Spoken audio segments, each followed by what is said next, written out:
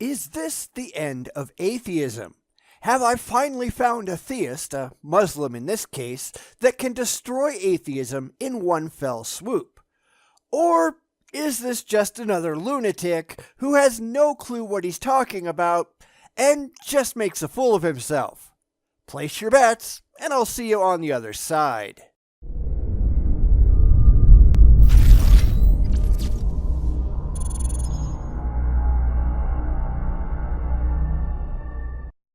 I came across this channel called Bani Hashim Brigade that kind of reminds me of the old Evidential University channel that I looked at a really long time ago.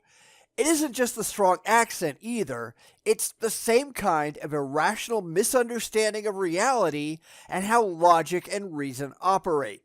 So even though they're part of different religions, they're clearly part of the same brain trust or lack thereof.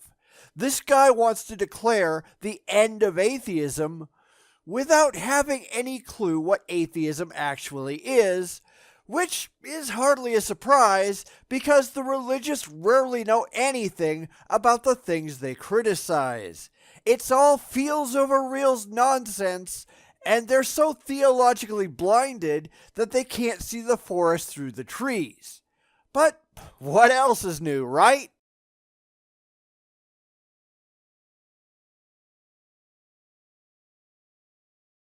Welcome to the Bani Hashim Brigade. Today we will eradicate a very common misconception and misunderstanding that atheists have. Okay, I want to start off by saying that I fully intended to begin with part 1 of this series, only to realize that there is no part 1 to this series, or at least whatever he's considering part 1 isn't labeled as such. But it seems to me that this has been an issue in the past, with theists not having the slightest idea how to number things, because logic is hardly a thing in their heads. So I just grabbed this part because it's really what I wanted to respond to. So, yeah. The atheist claims that I do not believe in God because I cannot see Him. It's not because I can't see God.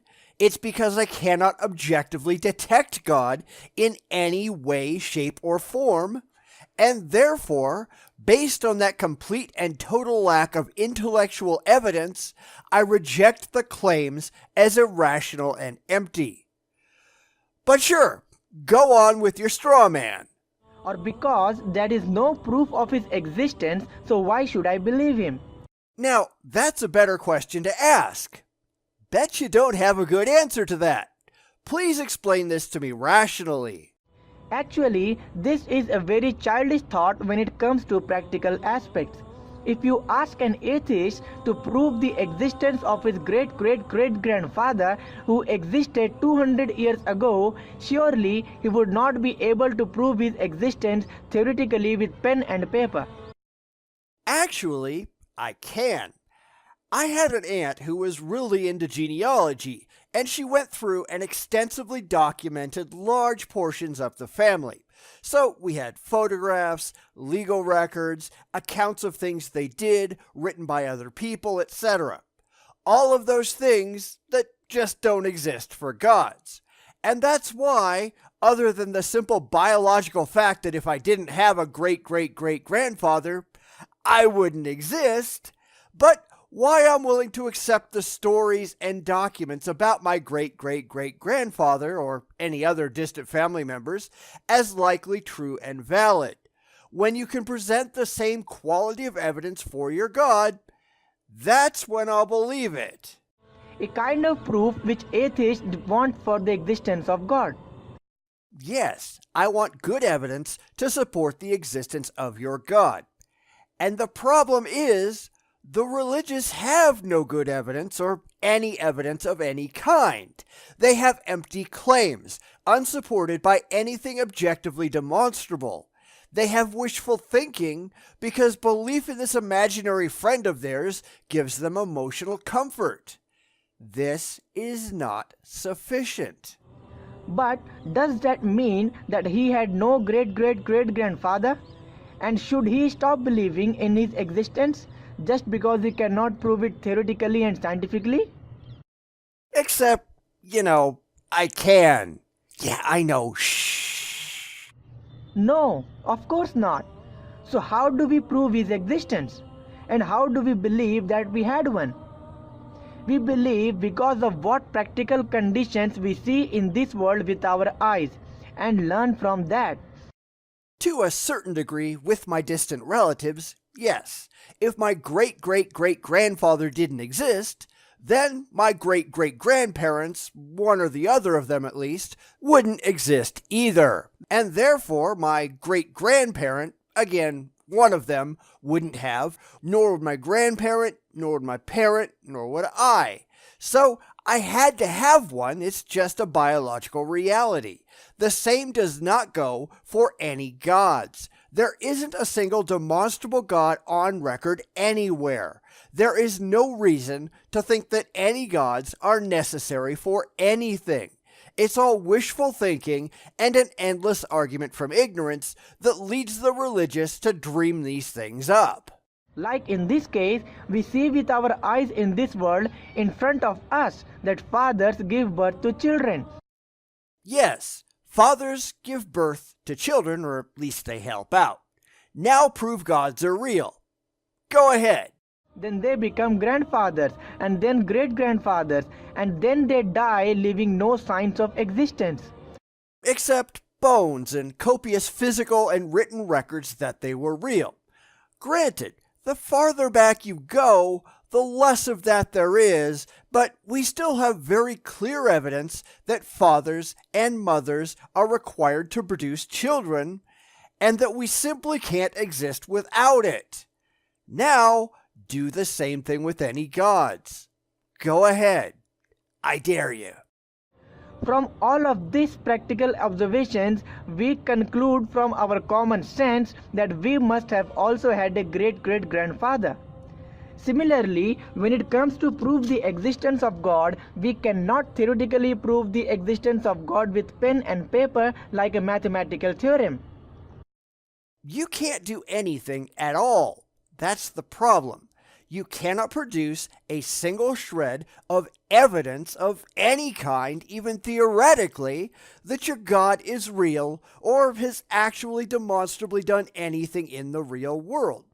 It's all just a claim presented without corroboration because you really want it to be true, you just can't prove it to be true. Why is that supposed to impress anyone? Instead, we have to use our wisdom and intelligence to understand his existence. To make up its existence. Because that's all that any religion has ever done. Just made up a god to bow down to because none of you have any evidence of any kind that your god or any god is actually real. Why is this so hard for you to understand? Because intelligence is the reason why humans are the best of the creations. That assumes that humans are created, which evidence says otherwise, and at best, it's a value judgment and just more wishful thinking, so yeah. And God has created us to test us, whether we believe in God or not without actually seeing him. And that's just stupid. What is wrong with this imaginary friend of yours? Or more properly, what's wrong with you that you came up with this asinine idea? This is exactly why atheists don't take any of these ridiculous claims seriously. Because they're all yanking it straight out of their asses and expect people to believe it. Why in the world would we? But understanding him through our wisdom and intelligence, and leading a life in a way as God wants us to be. In a way that you claim that God wants, which you still can't prove. Honestly, are you listening to the insane ramblings coming out of your mouth? Those who say that they will believe in God when they see him, they already proved themselves to be senseless. Oh? And when has God ever been seen, or detected, or demonstrated in any objective manner whatsoever? The only one buying into this crazy crap are crazy people with severe emotional and intellectual problems. Why is that? That we cannot understand the God through wisdom, and we want a physical proof of God, and we want to see Him with our eyes to believe in Him.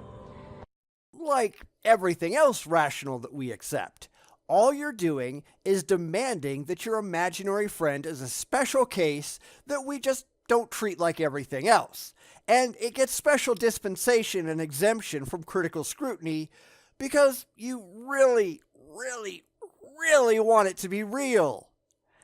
And I'm sorry, but it doesn't work that way.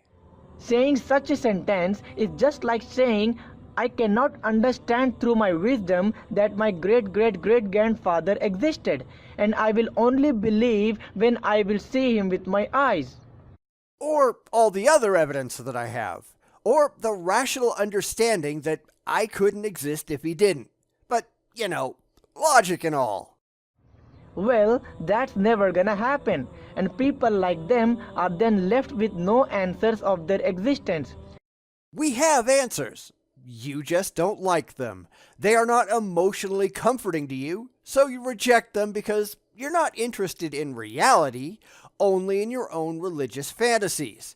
Because we're actually seeking out the truth no matter how it makes anyone feel.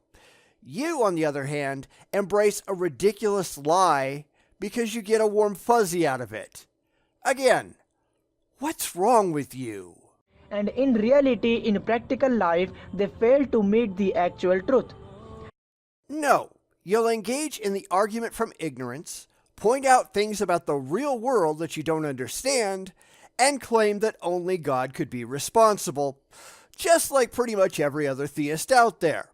You can't just point to something and pretend that God did it because that's the answer that you really want to be true. Why God and not space aliens? Why God and not magical, invisible, intangible, universe-creating pixies? Why God and not intergalactic marshmallows? All of these proposed ideas are nonsensical until you can produce direct and demonstrable evidence that X is real and that X caused Y. And you haven't come anywhere remotely close to doing that. In my future videos, I will explain you how critical thought and analysis and practical observation proves the existence of God. You understanding how logic works? Yeah, unfortunately not. Do subscribe to my channel so that you don't miss out my future videos.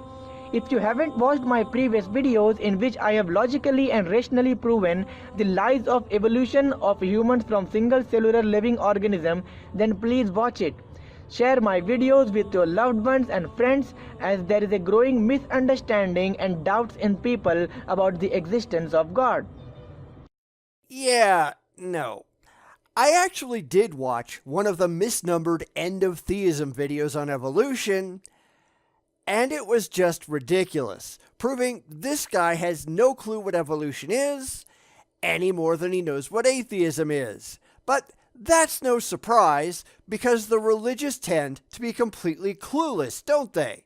They have to be, or they wouldn't believe the nonsensical things they believe, and they wouldn't be the laughingstocks that they are. And then I wouldn't have anyone to make videos about, which would be perfectly acceptable to me because I'd rather live in a world of rational, intelligent, critically skeptical people rather than the religious, irrational lunatics that we currently have.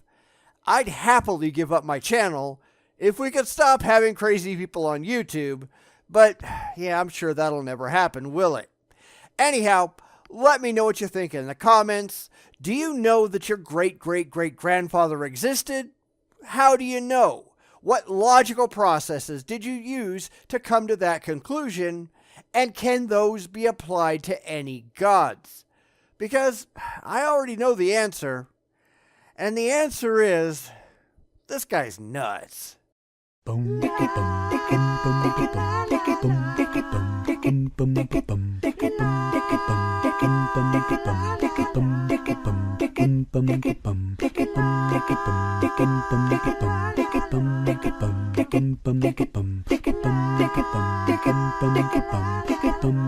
bum bum bum bum bum.